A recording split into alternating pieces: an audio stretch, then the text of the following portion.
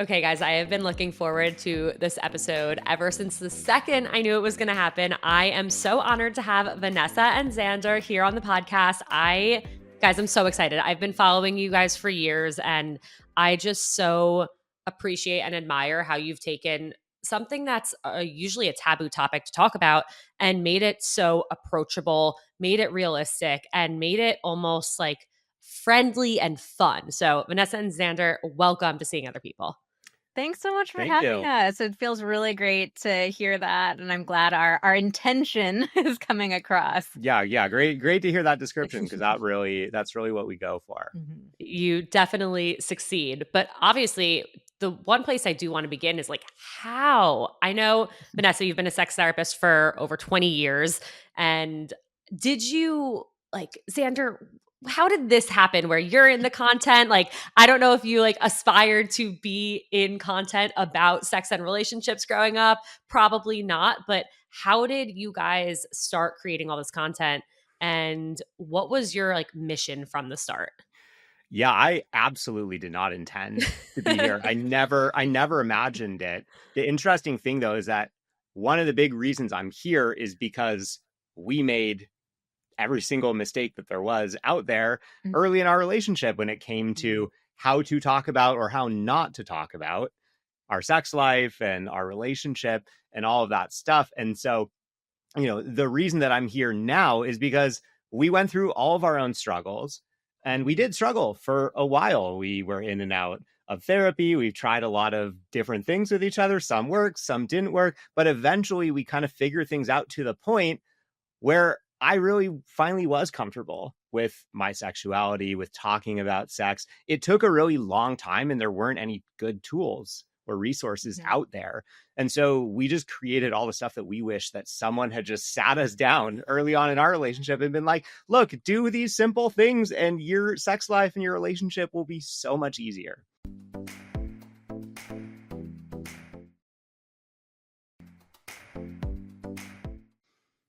Yeah, I love how you guys say it's like the sex education that we didn't get because it really is. And we really didn't. I mean, I taught health. My senior year of high school, we had a program at my school that like 10 students were selected to teach health to the sophomore students. And we learned the New York State health curriculum every morning at 7 a.m. We were at school, like, like going through the lesson plan that we had for later that day. But I think we talked about sex for like a day. Yeah. And it was basically just like, don't have it. And if you do, wear a condom. Oh, yeah. My version of sex education in school was wear deodorant and watch this video about a baby being born. I learned nothing. Was it Miracle of Life? Yeah. I saw that. We watched that in bio. Yeah. So it's like, not only do we not get the information about like the basic facts of how everything works and how our bodies work, but also the deeper relationship stuff too. Like, how do we feel comfortable with our own curiosities and desires? How do we talk openly with a partner? What do we do when when the spark starts to fade out? So so many of us are just going into this completely blind. And then even worse, we're beating ourselves up for being bad at it and not knowing what we're doing. Yeah. And then we kind of just assume everyone else has it all figured out. And we're the only person or couple in the world who doesn't get what to do or how to talk about it. So it must be an us problem. Oh, yeah. I mean, we do that. Humans in general do that across the board. I mean, like social media is the best example of that, where it's like, oh, everyone else is so happy. Everyone else has it figured out. So yeah, it's like, of course, why would we not do that when it comes to sex? Where did you guys like first start kind of realizing, oh, there's this opportunity for us to create this content and reach people? Yeah, I know you also have the podcast. You're also authors. Like there's so much that you've done, but where did it start? I mean, the first seed really got planted, like Xander was saying, when we hit that speed bump in our relationship. You know, our relationship went through that arc that I think pretty much every long-term relationship goes through. But like you said, we all feel like we're alone. You know, the chemistry between the two of us was so hot and heavy from the beginning. It was like we were both taking it as this is a sign from the universe. This is my person. It's so intense between the two of us. And then, you know, you get a few years into the relationship, we'd moved in together, and all of a sudden it's, wow, I can't remember the last time we had sex. and I'm not sure I'm really missing it that much. And I have no idea how to talk to him about this.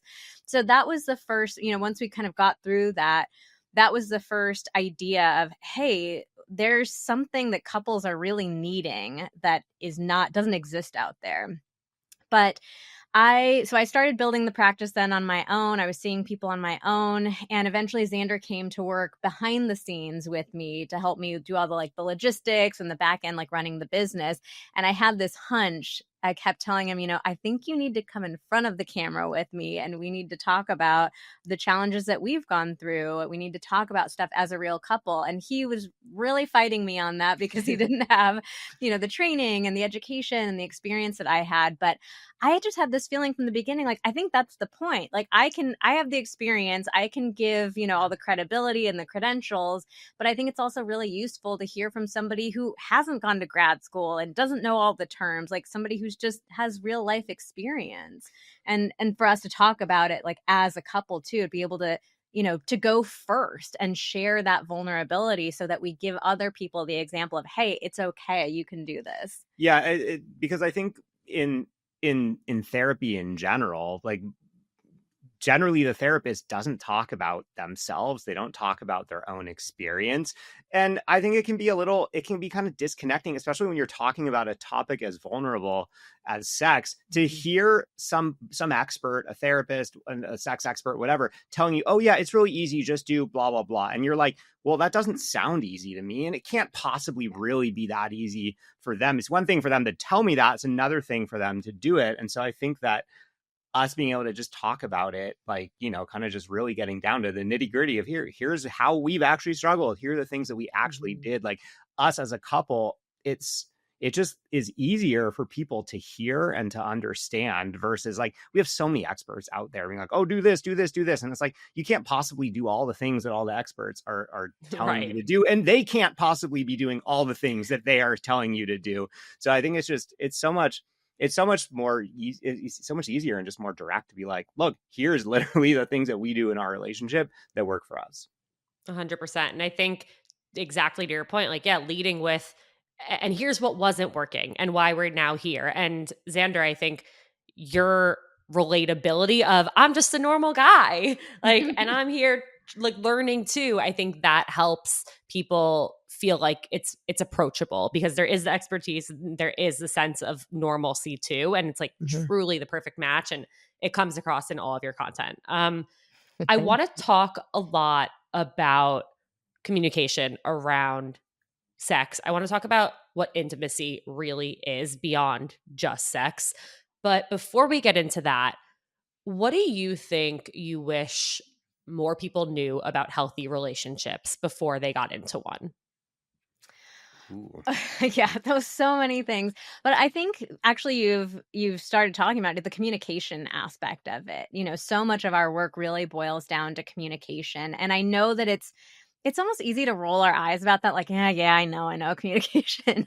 But especially when it comes to sex, it's so important. We cannot expect to have a great sex life if we can't talk about our sex life openly.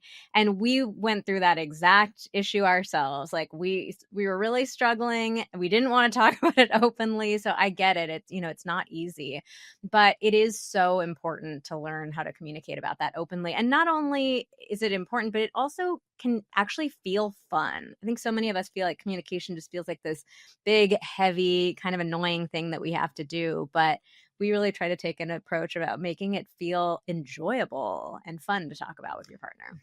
And I think also I think that it's so important to recognize that you can't just have a great sex life long-term by accident. I think a lot of us fall into the trap of thinking, oh yeah, well, in the first couple months of my relationship, in the first 6 months, in the first year of my relationship, it's just so hot and heavy. It just happens. And just like the way that we feel love in the first 6 to 12 months is much more intense in the way we feel it later on in a relationship, a great sex life is not just going to happen over the long term. It's something that we have to intentionally create. And I think that, kind of parallel to that, it's so important to recognize that a healthy sex life is key to a successful relationship. I think that you can't have a successful long-term relationship without having a healthy sex life. And you can't have a healthy sex life without talking about it in the long term. I know that in the short term, yeah, like in the first couple of months, sure, you cannot talk about it and think that things are really great, but there's also a lot of room for misunderstanding and miscommunication. And so the earlier that we can start talking about it, the better we can set ourselves up.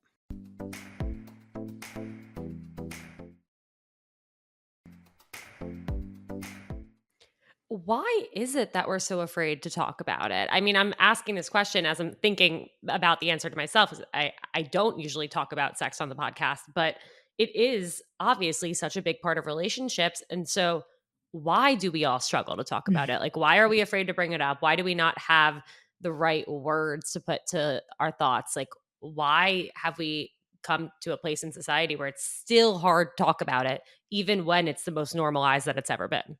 Well, look at even the example you gave of teaching health, right? Mhm. Like look at your own experience talking about sex, right? Like we in school you talk about pregnancy, you talk about periods, you talk about changing bodies, but we gloss over the sex part. And so from a very early age, or from a very formative age at least, we are getting the message that, oh, all these other things are important, but there's this one topic there where we skirt around it. Right. And so and then think about like how many of us have had experiences of like, say, I know I've had plenty of these, like you're on the playground, you're, I don't know, 11, 12, 13, kids are starting to throw around words that maybe you haven't heard before. And you can tell that there's a little like extra energy around those words. And you're like, oh my God, what does that mean? I can't possibly ask. That would be so embarrassing, but like, I gotta know, right? Like, so yeah, if you just like play back your own experience of what were the feelings around sex from the way kids talked about it, from the way that, we all knew that in that health class, sex was a thing, but nobody touched it, right? So why would you Yeah. feel comfortable Mhm. with it? Yeah, that's true. That is really crazy to think about. Okay. So what is the key? Like, I mean, you mentioned that you guys went through a period of struggling in your relationship. And I really want to encourage people who are single now to, set themselves up for success when they do get into relationships. So like what was happening with you guys where you were struggling and you realized like, okay, this isn't what we want. How do we fix this? Well, we went through all the classic stuff of, we're starting to have less sex. The sex that we were starting to have, like the routine of it was really starting to narrow down. So we were doing the same thing over and over again, starting to get in a rut and feeling a little bit bored by it. And then as a woman, I was feeling a lot of insecurity come up because in that period of our lives, Xander was working a corporate job. He was really like trying to climb the corporate ladder, super stressed out, working long hours. And he wasn't wanting sex as much. He wasn't initiating it as much. And we just weren't seeing each other there. Yeah, we were barely spending any time together. And so I was feeling this sensitivity as a woman. And even already being a part of this field, I was feeling the sensitivity of like, what's wrong with me that he's not initiating, that he doesn't want me. And I don't want to initiate with him because I'm the woman. I'm not supposed to. And I feel awkward doing it and I don't know how to. So we were going through all of that stuff and just, it started to feel like this big, complicated, tangled web. And we didn't know where to even start the conversation. Like, how do you start pulling apart all of these different threads that are all tangled up together? So the very first conversation we had about sex was I finally got to this point where I was feeling so frustrated and anxious and worried. And there was one night where we were, just going to bed. Xander kind of turned over and was about to go to sleep. And I just blurted out, "Why don't you want to have sex with me anymore?" That's not even a conversation. Yeah, It's like that's an accusation. It was totally an attack. Or at least that's what I heard. And that's what I think that ends up being the first conversation for so many couples is you wait until things are just boiling over inside of you. And of course, that was not a good conversation. Like Xander felt attacked. He was defensive. The timing was terrible. My delivery was terrible. Like everything was wrong about that. But I think that's a really close, example of what so many people go through in their first conversations. It feels awkward. It's a fight. It's uncomfortable, which then only reinforces even more that we should not talk about sex because it doesn't go well if we try to. Like if we got to get things to an acceptable level so that we don't have to have these kinds of conversations. And then I think we went for a couple of years with that vibe, or at least I had that idea in my mind of, oh, that was so uncomfortable. What can I do to do? And I wasn't thinking about it this way. Looking back, I can see that in kind of subconsciously, I was thinking, what can I do that's kind of like the bare minimum to keep things at an okay level so that we don't ever have to have that conversation again? And like, that's no way to live. Like, who wants to have a relationship where you're doing the bare minimum? Like, no one wants that in any aspect of their relationship. Right. And so, yeah, it's like, if you approach it from that perspective of, oh my God, no matter the cost, like we can't have these types of conversations, then like, you're not going to do anything like awesome or unexpected or out of the ordinary. You're just going to be trying to survive. And so we kind of like bumped along like that for a while and would have these little tiny blow ups or moments where not even blows, just tension. And it's like, oh God, don't want to touch that. Like, don't want to touch that. And so, yeah, it's like, that's just not a fun way to be operating. How would you advise somebody to go about that conversation in a more productive way? Yeah, so we wrote a whole book about this. It's called Sex Talks, the 5 Conversations That Will Transform Your Love Life. And we, like Xander was saying, we basically took like, here's every mistake that we made and let's turn this around into, how do we actually have these conversations in more productive ways? So one of the running themes throughout that book is that it's really important to have positive conversations about your sex life. Yeah, early and often, because the very, very short answer to your question is you don't wait until that point that we got to. Yeah. If you wait until that point, no matter how you say it, it's going to feel like an icky topic. There's already all this stuff. I already knew it was a problem. Vanessa knew it was a problem. I knew that she knew. I knew that she was not saying anything. She knew that I knew. It's like, she could have said the nicest thing in the world. So yeah, it's like, we got to start early. Yeah. So it's creating a foundation of talking about sex, and we have to create a foundation that feels positive and it feels safe so that eventually when we do talk about the trickier stuff, we have this track record with each other of like, hey, we can talk about this in a way that feels like intimate and connecting and safe. It's not turning into this enormous blow up. Yeah. I mean, it kind of a parallel to that is like in relationships in general, like after you go on a great first date with someone, you don't say, oh, hey, let's move in together. We seem to really hit it off, right? Like you do a lot of you get a lot of reps of other relationship stuff to make sure, okay, yeah, all right. Yeah, we enjoy going on dates together. We seem to keep having good conversations. We like to talk to each other. We like to be with each other. We like, okay, the sex is good. We like having sex with each other. Oh, okay. We've gone on a trip together. All right. Yeah. We like traveling together. We mesh in that way, right? Like before we move in, before we get married, we do all these things we build a positive foundation. And yeah, you might have little, stumbles along the way, right? But it's like, you're showing yourself, okay, we've put challenges in front of ourselves. We've shown over and over that we can get through these things before we start to make those big commitments. Yeah, 100%. And that way, that you can work through things, how to have the harder conversations, and hopefully you're doing it more because every step of the way, there might be times you bump heads, or there might be butt heads. There might be things that you disagree on, and you're learning how to have conversations about it so that you don't end up having a blow up fight. Mm-hmm. Where and when and how should these first conversations about sex come up? So do you want to talk about people in early stages of a relationship or later relationships? Let's start with early stages. Okay. So one of the great things about being in, dating or in the early stage of a relationship is that you have the chance to get it right from the beginning versus, we work with a lot of people who are 10, 20 years into a relationship and like we've never built that foundation with each other. So you have that chance. So you want to start talking about sex in a positive, lighthearted, non-goal oriented way, like right from the beginning. So again, it's not, you're not trying to give any criticisms, solve any problems, no attacks or anything like that. It's just literally getting comfortable with sex as a topic of conversation. So here's a really great question that you can ask is, what makes sex great to you? So I love that question, because if you ask most people like, hey, do you want to have a great sex life? Like everybody's going to say, yeah, of course.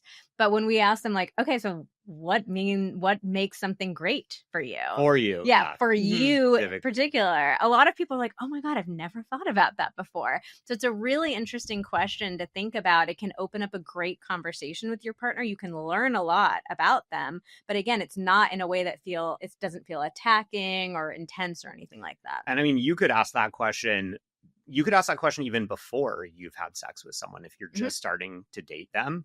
Because I know that you might feel like, oh God, that's so forward to say something about sex, but flip that around. If the person that you're dating thinks, oh my God, I can't believe that person said something about sex, this thing that we are going to do in the future in our relationship over and over and over, might that be a bit of a red flag? Might that be a sign that you could very easily get into the situation that we got into, a couple years down the line, where you're like, oh my God, we're having a problem, but we have no basis for talking about this. I would flip it around and say, well, actually what you're showing your partner is that even though we haven't had sex yet, sex is an important thing to me. It's not a topic that I shy away from. It's something I recognize is important long-term in a relationship. And I think, it would be a great thing to find a partner that shares that value with you. Yeah. Another great time to talk about sex is right after you've just had it. We call this the post game. Like when you're watching a sports game, they do a little like post game recap. Yep. And so it can just be a really nice time because you have a specific example of something that just happened and you guys are hopefully like feeling connected and enjoying that time. So it just feels like a pretty natural time to bring it up. And again, you can keep it really simple. So it could be something as basic as, hey, that was a lot of fun. I really enjoyed that. It could be, maybe it's a little more specific, like, ooh, I really liked the way that you were like kissing down my neck. So it can just be little tidbits of things, but it's creating that foundation of, hey, we can talk about this in a way that feels fun and exciting and sexy, not scary. Yeah. And again, it's just reinforcing to your partner that sex is something that's important to me. I care about it. Because I think so many of us have had that experience of, hooking up with someone or something. And then it's sort of like afterwards, it's super awkward. And it's like, oh God, we are not going to even acknowledge the fact that we just did this. And we're like not going to look at each other and kind of go our separate ways. Right. And it's like, yeah, like that, we don't want to be giving that vibe to someone that we are looking to date and maybe, have something long-term with. Yeah, I think the positive reinforcement is key, and it makes it an easier way to talk about it too. Because I'm picturing, like some of my listeners being like, well, I've never talked to anybody about sex before. How am I supposed to bring up with somebody new? Like, so what does a great sex life look like to you if this is something so out of my comfort zone? I'm curious, with that comment or bringing up that conversation, how can somebody do it in a way where the other person isn't going to just assume, oh, well, they only care about sex?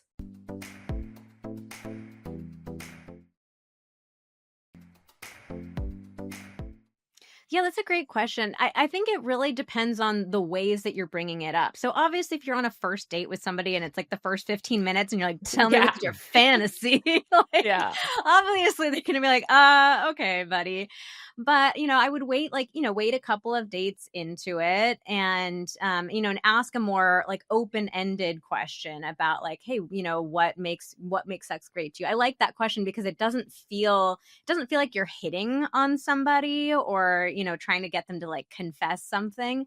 So I think doing it in that way, just be careful about your timing and ask questions that are more like open-ended. You could also, another idea is you could pair that question with something about emotional connection too. Like, so it's not just like out of nowhere, you're like, so what, like, what makes sex really great for you? maybe right before you ask that question, you could ask about some, what kinds of like activities feel most emotionally connecting for you, or, because, different people like different things, like, oh yeah, like, do you love cuddling? Do you love doing activities together? That type of thing. So I think that if you start with asking about that, then it's like, hey, obviously emotional connection is really important in a relationship.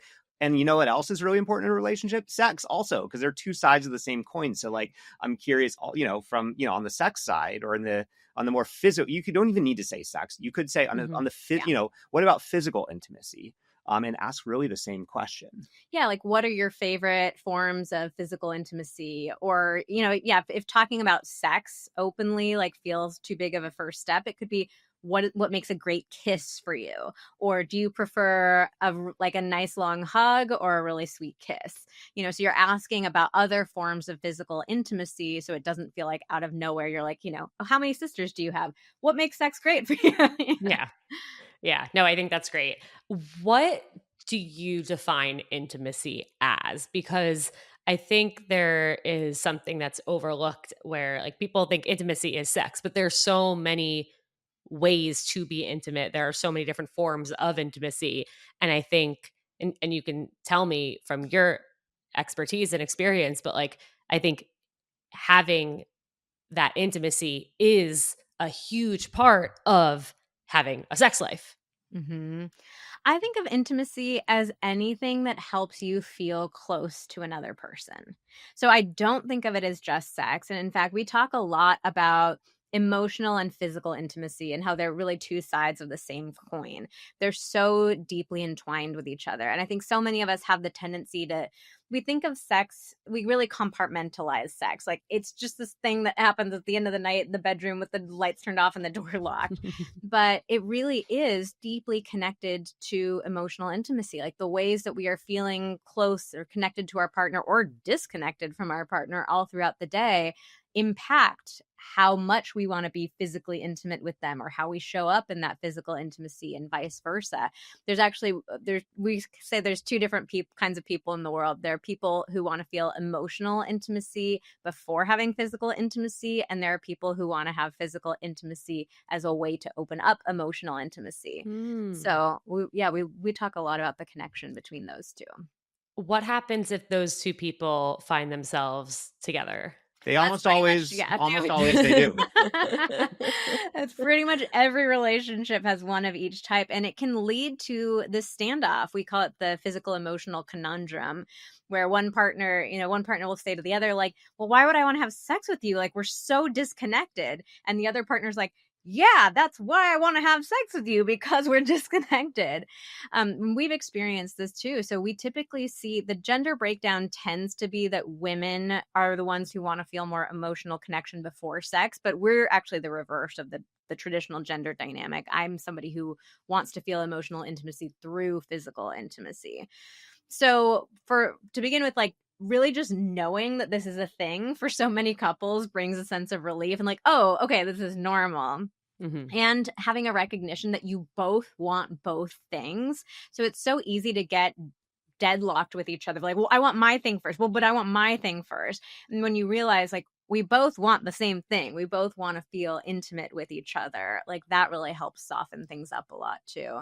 But in general, we do, like, if a couple is struggling and going through a tough time, we tend to say that emotional intimacy should come before physical intimacy. And I kind of hate saying that as somebody who wants physical intimacy, but it is important for couples to feel like a sense of safety and connection if they're, in a really tough spot. Yeah, because if you talk to most people that have that, desire for some baseline level of emotional connection before being open to sex, they'll tell you that it feels more of like a safety, like an emotional safety thing. I know that's what it is for me. If things feel tense between us, it doesn't feel very safe to have sex. And, and we've done it in those situations before, and it doesn't feel very good for me. And so I think it's important to be able to describe what that feels like, because 99.9% of partners who hear that are going to be like, oh my God, if you don't feel safe, I don't want to be pushing you to do something that you don't feel safe about. So I think that is super important. I think it's also and just to clarify, not like physical safety, not like, we're worried about anything like that, but it just, like, we've had times in our relationship where we would push ourselves to have sex to reconnect, and we just would wind up feeling more disconnected, and it felt kind of icky. So I mean, like safety more in that emotional sense. Yeah, neither partner wants to have that experience of that kind of icky feeling after sex, right? With something that you thought was going to connect you. Then I think the other important thing is for the person that wants to have sex in order to feel more emotional connection, it's so important to recognize sex is one way to feel emotionally connected. It is not the only way. And I think it's so important to recognize, okay, this is the way my brain is wired, is this is the first thing that I think about, but it doesn't have to be the only thing. And I think that for men, especially because we are often so socialized to be not very in tune emotionally, or not as in tune emotionally as women are, that it can really feel like, oh my God, I know that's not the only way, but I can't think of any other ways right now. So I think that that's a great thing to start working on is, okay, what are some other ways that I can feel emotionally connected? Because once you can start to do that and you show your partner, oh, okay, yeah, I am starting to, have a whole tool belt full of different tools to feel emotionally connected, then they can start looking at sex differently too and think, oh, okay, yeah, like can I try to think about the ways in which sex or physical intimacy can build that emotional connection? Because it's like both partners have something to work on there, but it's just so important to kind of overcome that baseline sort of emotional safety thing first. Yeah. And I imagine when people are experiencing this where it's the opposite, they're not talking about it. So they don't recognize what's actually happening. And it takes that conversation for both people to be able to like take a step back and say, oh, this is what's happening. Okay, what does this mean? How can we go about it? And then to answer those questions that you guys just said of like, what are some other ways we can, build on that intimacy and both feel good about the situation and then make sure we're on the same page too. I am curious because, and I'm sure you guys get this question all the time, but I think it's really important to talk about because it's the reality of life. How can you keep intimacy, whether physical or emotional, alive when life is life? Like life's. It's busy, it's stressful, things happen. And I imagine that's where most couples end up kind of falling off the path that they want to be on because life just gets in the way. This is exactly why we created our get intimacy technique. We know how easy it is for life to life and just to, all of a sudden you wake up and you're like, oh my God, we're in such a rut. I feel so disconnected. My partner's turned into my roommate, not my romantic partner. So what we wanted to do is come up with what are the simplest, easiest, fastest things that couples can do to maintain a connection between the two of them so that we keep that connection going rather than like keep on this roller coaster of we're connected, now we're totally disconnected. Now we're connected again, now we're totally disconnected. So the get technique is what we came up with. It's 3 researched back techniques. You can do all 3 of them in 36 seconds a day, which tell me you don't have 36 seconds in the day, no matter how freaking busy you are. Okay, so the G stands for gratitude. Research has found that gratitude is the number 1 predictor of marital satisfaction, which is so crazy to think about. And we love gratitude. And actually, all 3 of these things, they are all fast, they're easy, they're free, they feel good to give and to receive. So it's just super simple stuff. So it's literally just once a day, pointing out something that you're grateful for about your partner. It could be something that they did, like they took out the trash. It could be something about their personality, like they are so goofy, they always make you laugh, but just taking a second to say some gratitude for your partner. Second thing is eye contact. Most couples, once you've gotten over that initial like super exciting honeymoon stage, most couples really don't make very much eye contact with each other at all. And it really makes such a big difference. I mean, I think also intimacy, going back to your question about like, what does intimacy mean? I think it also means seeing each other, like truly seeing each other. And when we don't make eye contact, it's like we're literally not seeing our partner anymore. So it's just taking a moment to, when they come into the room, room to look them in the eyes. It's, during sex, looking them in the eyes. But eye contact can be shockingly, shockingly powerful. And then the last one is touch. And we put two things in there, but in particular, we like the 30-second hug and the 6-second kiss. So there's some great research showing that those are the specific timeframes our bodies need to release oxytocin, which is the love hormone, the bonding hormone. It's what makes us feel close to each other. And so, yeah, I mean, you can do both of them, 36 seconds. You can give the hug as you give your gratitude, as you make your eye contact. Like, you can overlap all of them together. But having a bit of touch that's outside the realm of sex is so important for keeping the spark alive between the two of you. So you don't want to get into this pattern where the only times you're touching each other are like directly as a lead up to sex or during sex itself. And I think on top of that, there's even like a bigger reframe that I think a lot of people could need to have, like that is so important, which is that sex, or even just intimacy, physical intimacy, it's not a nice to have, it's not an extra, it's not a cherry on top of your relationship. It's not something that just happens in the bedroom, compartmentalized, behind the closed bedroom door, regardless of what else is happening. Sex, money, and kids are the three main reasons why people divorce or break up, right? And I think that, when life is lifing and things are crazy, no one says, "Oh, life is really busy right now. Finances, we'll just throw those out the window." Not going to worry about that. Kids, throw them out the window. Nobody is ever going to give you that advice. Kids, yeah. And no one's going to be like, "Oh, kid, God, I'm so busy, so I'm not taking the kids to school anymore." Yeah. Right? Like, who would ever do that, right? Like, you might go to jail if that happened, right? And so, yeah, but for some reason, when it comes to sex or even physical intimacy, we don't give that one the same respect as those other two.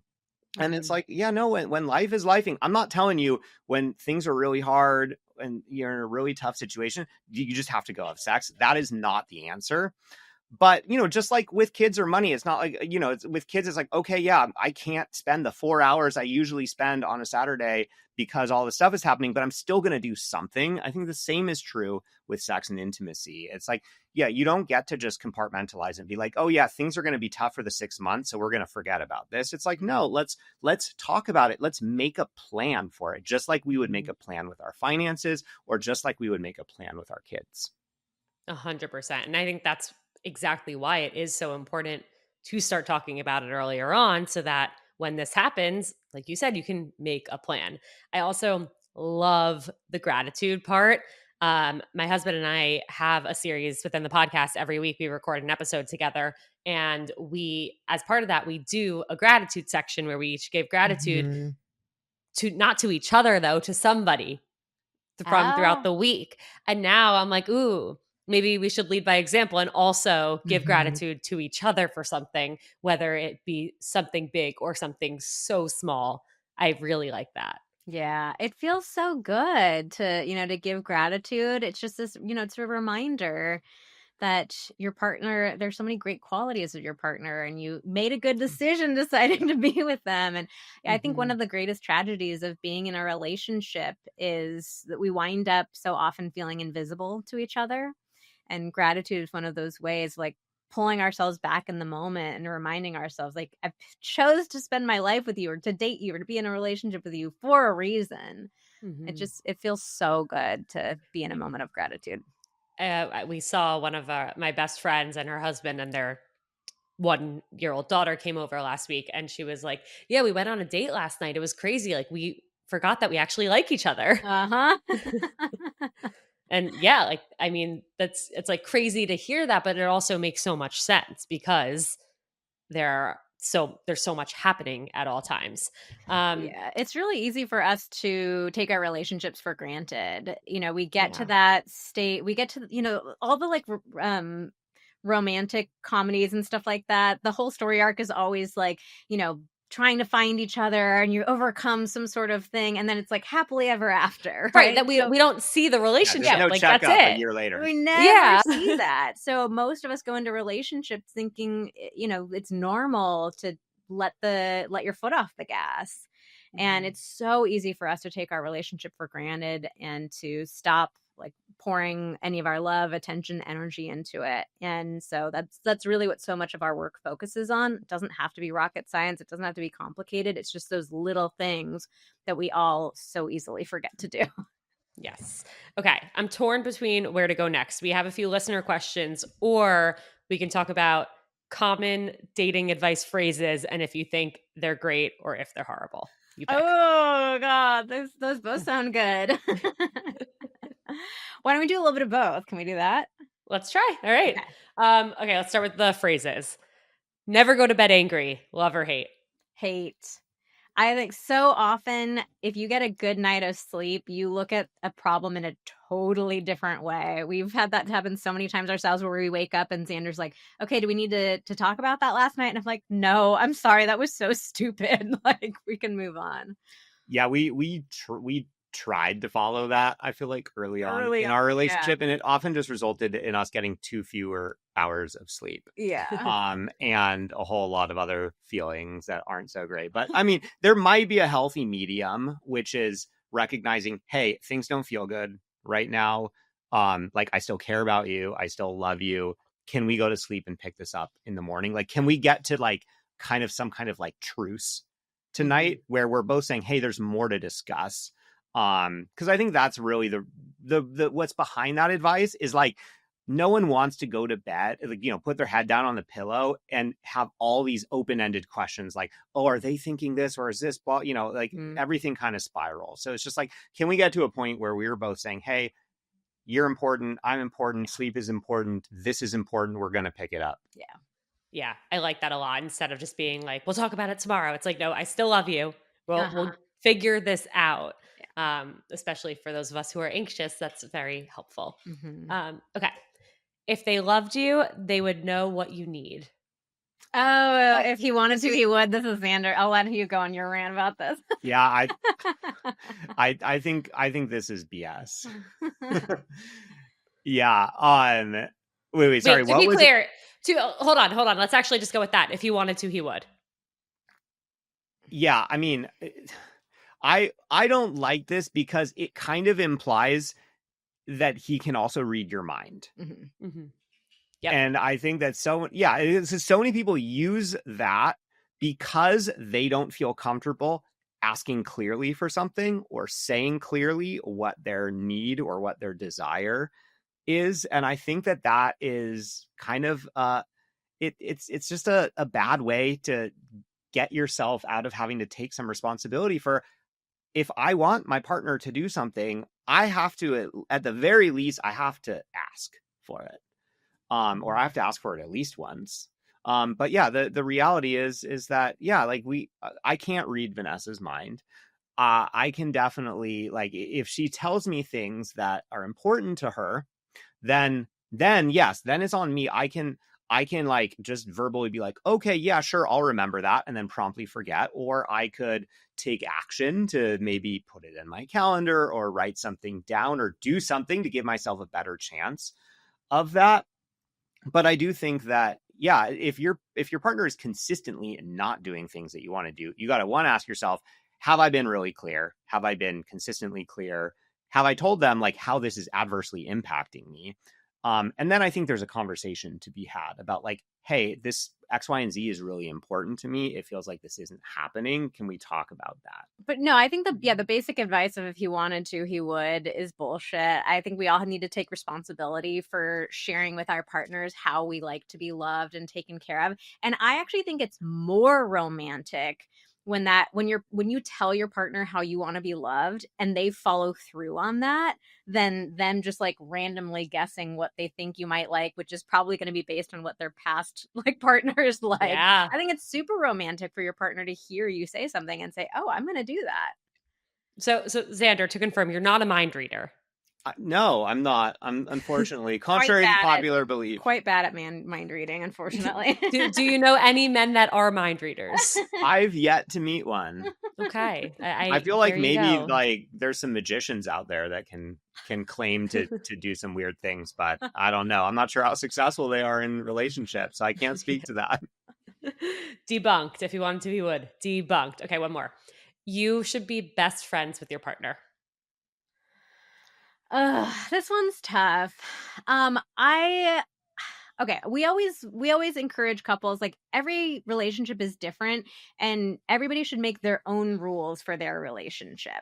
So for certain people, like for us, I love the idea of Xander being my best friend. Yeah, we are absolutely We are definitely best friends. It really works for us. I really like that. We still both have separate friendships, separate interests, other people that we can go to for support. I think sometimes the best friend thing winds up a little bit being enmeshed. Like, you guys are each other's everything. And I think couples need to have separate places to go to as well.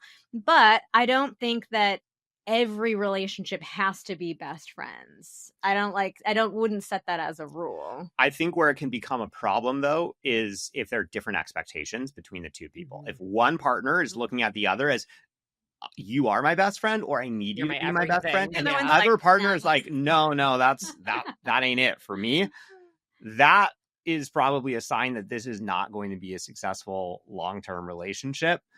So I think that is important to kind of figure out. But I think the reality is, Vanessa and I met when we were quite young. I was 22 and she was 23, I think. So we've been together for a very long time and we have become best friends. I think that, there are different people have different situations. If we had met 10 years later and say, I, had like a really tight group of friends in the place that I lived, when we met, I had just moved to San Francisco. So it wasn't like I had like really deep roots there. And I think that, if I was close to family, I had a really close, like local friend group or whatever, I could see a totally different situation where it's like, well, yeah, no, like I've basically been in a relationship with all these friends for the last 10 or 15 years. And, I can't really, my partner's my partner. They're not my best friend. They're not taking the place of all this other support system. So I think it's really just where you are in life and what your situation is, and looking for a partner that views things the same way. How did you guys meet? Christmas party at a real bachelor pad that Xander was living in with 5 other dudes. One was living in the living room. And, I had a friend who was dating one of his friends. So she wanted me to wing woman her to the party. And I really did not want to go, but I discovered that it was 4 blocks from my house. I was like, okay, there you go. I'll drop her off. She'll see the guy. I'll go home. Instead, she saw a different guy. I love that. That's awesome. Yeah, that's why you should always just go for a little. See what happens. For a little. I'm really glad. I'm really glad I went. I think the world is very glad that you went. All right, let's do a listener question. My partner and I love each other, but our sex drives are very different. I'm scared that this means we're not compatible long term. How do couples actually navigate this? So first of all, I want to normalize that every couple has mismatched sex drives. Like, you're never going to find a partner who wants sex exactly as much as you want. They want the exact same kind of sex every single moment. Like, it's just not realistic. But I think we've built this phrase of mismatched sex drives up in our heads so that we get really freaked out by it. So first, it's totally normal. And sex is not about both partners feeling horny in the exact same moment. Sex is about us being open to connecting with each other, even when the circumstances aren't totally ideal. So I would say, of the times that Xander initiates with me, I'm in the mood like less than 20% of the time. Well, because if you had been in the mood, you probably would have initiated sex with me. Like, you would have beat me to it, right? So it's not about having the exact same sex drive. It's how you guys navigate that. The moments like when one of you wants to be intimate. Now, that being said, like, if you're somebody who wants sex once a year and you have a partner who wants sex once a day, like, of course that can be issues like in the extremes of it. But for most couples, it's really more about navigating those moments moment to moment rather than like, oh, we're completely incompatible. Yeah, no, that makes sense. And yeah, I think we all, in theory, want to find someone who's on the exact same page about everything as we are, but then we would just be like falling in love with ourselves, and that's not what it's about. Yeah, I think that we put so much emphasis on the desire for sex, or like, how consistently do you get horny, or how consistently are you spontaneously thinking about sex? And that is just the wrong bar. to measure it by, because the reality is there's two types of sex drive. There's spontaneous sex drive and there's responsive sex drive. So spontaneous is the way that we typically see things portrayed, where it's like you're just randomly thinking about sex in random moments, and then you get kind of horny or excited, and then you want to initiate sex with your partner. And then on the flip side, responsive sex drive is you only feel that mental desire for sex once you have something physically to respond to. And so the reality is most women tend to be more in the responsive side and most men tend to be more in the spontaneous side. There's obviously exceptions to that. And so, yeah, that can be a tricky thing because we typically look at, oh my God, our sex drives are mismatched because I'm barely thinking about sex spontaneously, but my partner is. The real question is, how much enjoyment do you get out of sex when you have it? I would much rather couples focus on, hey, when we do have sex, it's really awesome. And then thinking about, okay, yeah, maybe I'm not thinking about sex all the time, but man, when we have it, it's great. I feel great. I feel connected afterwards. Like, so then thinking, okay, so maybe the problem isn't so much that we're like, that I'm not thinking about it all the time. The problem is that, okay, maybe I'm having trouble transitioning from my partner thinking about it, asking me if I want to have it, and then me forgetting, oh, how much I actually enjoy this thing. And so, that's kind of this connection between enjoyment and desire, because the reality is many people are not actually enjoying sex that much. That's the real problem. So it's like, hey, can we look at trying to get our enjoyments equal so that hopefully when my partner asks me about sex, I can think, oh, you know what? I wasn't thinking about this. But if I do start thinking about it, I might have a good experience. Yeah, the sex drive types is a really, really important thing for people to understand about themselves and their partner. We have a free guide about it that goes into it in much more detail and like exactly what to do, because you have different types in this arena too. So you can find that on our website at vmtherapy.com/free. We have a ton of different guides. Amazing. Okay, last question, and then I will let you guys go. What is the best piece of dating or relationship advice you each have ever received or have to give? Oh God, it's so hard to pick I just know. one. I know. I think I would just go with being yourself. I think it's very simple, obviously, but I think so many of us get really wrapped up in this idea of who we want to portray ourselves to be and putting our best foot forward and all this stuff. And we kind of have lost the point in a lot of ways. That really what you're looking for is somebody that you genuinely connect with and who connects with you. And so I think being authentic to ourselves and who we are, rather than trying to play a role or trying to fit in with what you think this other person thinks that they want, like it's simple, but it just feels so central for me. All right, mine's going to build on that, which is just to feel into and trust your intuition. That was a huge one for me because, like I said, Vanessa and I met when I was 22. I had just graduated college. I'd moved to San Francisco maybe 3 months before to start my first job. And I never in a million years thought I'm going to meet my wife right then. I just assumed, hey, I'm young. I'm going to be dating for a while and eventually this thing is going to happen. I did not think this is the last person that I will ever date or that I will ever have sex with. But I just felt that there was something there. Like I loved her so much. And so I let the intuition win out over that other stuff of, oh, what are other people going to think or say? Because like what Vanessa was saying of, try not to get lost in the noise of, oh, what are they going to think about this? How is this going to look? Blah, blah, blah. When you're doing all of that, you're closing off your ability to hear your own intuition or to listen to it, to follow it. And so, yeah, I think setting that aside, try to just focus on, what is it that I want? What does this feel good or does this not feel good? Don't make it so complicated. Just, go with how it feels.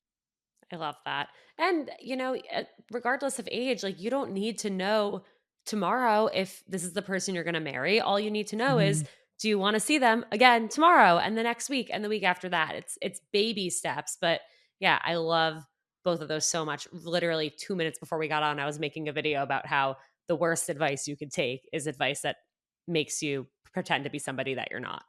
Yeah. I know. I was really doubting myself when I was speaking. I was like, is this too simple? Is this going to sound so dumb? But it really is. No, like, it is. There's so much most dating advice true. out there where it's like, oh, do say X, Y, and Z, regardless of whether you believe it or Kills not, me. so that Yeah. they think blah, blah, blah. I'm like, oh my, you're just playing like 3D chess. Like, I was literally about to say, I feel like so much dating advice that I see, it's like, you're plotting all these moves and trying to go 3 steps ahead. And what are they really? And it's just like, God, we've made it so complicated when it should be a lot easier. and fun. Yeah, and fun.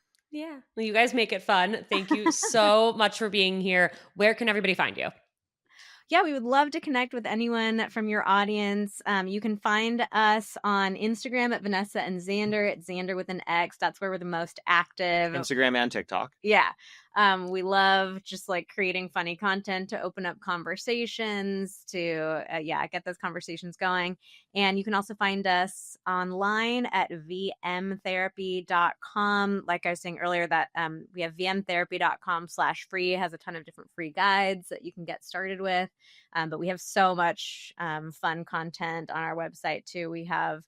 One other side that we didn't talk about at all today is like, we love teaching sexual technique. It's another thing none of us learned anyway. Yeah, they definitely don't teach you that in school. Yeah, so we have like our ultimate foreplay guides, ultimate sex guides, just super fun ways that can be great for people who are dating too, who want to up level their skills. Yeah, in like 15 minutes. Yeah. So Really, you really quick. can check those out. Give a Amazing. best ever experience tonight. Oh. Thank you guys for all that you do. And to everyone listening, if you want to start talking about sex with somebody and you don't know how, send them this episode as a hint. Yeah, Great idea. Yeah, podcast episodes are great Yes. conversation openers.